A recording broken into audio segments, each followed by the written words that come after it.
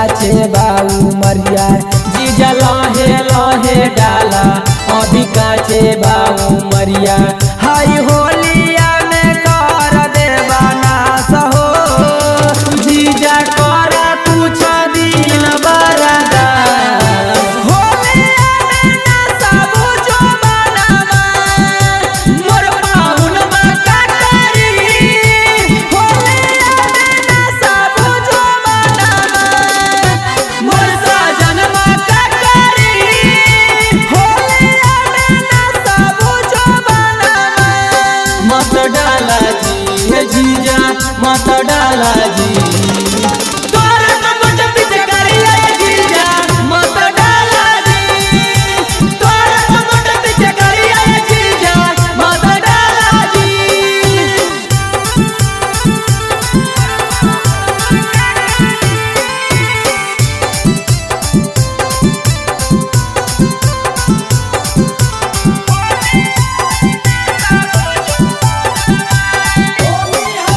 होलिया ने कइल हो जावानी बराबाद जी भतरा पूछी का देम जवाब जी ए जी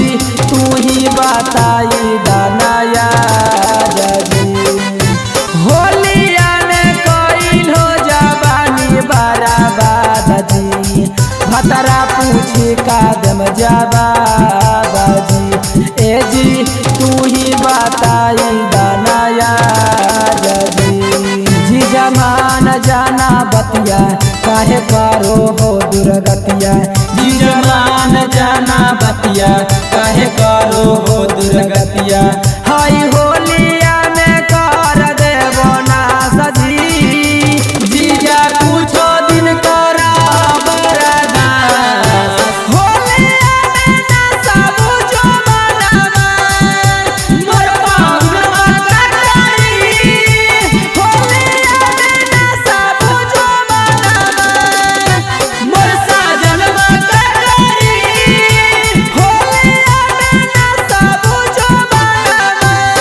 मत खोला जी हे जीजा मत खोला जी होलिया में हमारा फिर जवा जीजवा मत खोला जी होलिया में हमारा फिर जवा जीजवा मत खोला जी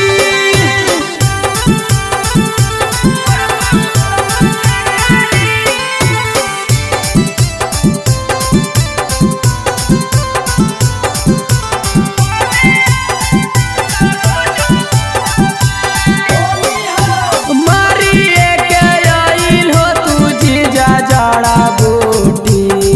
रंगवा तू डल हो छोटा छोटी ए जी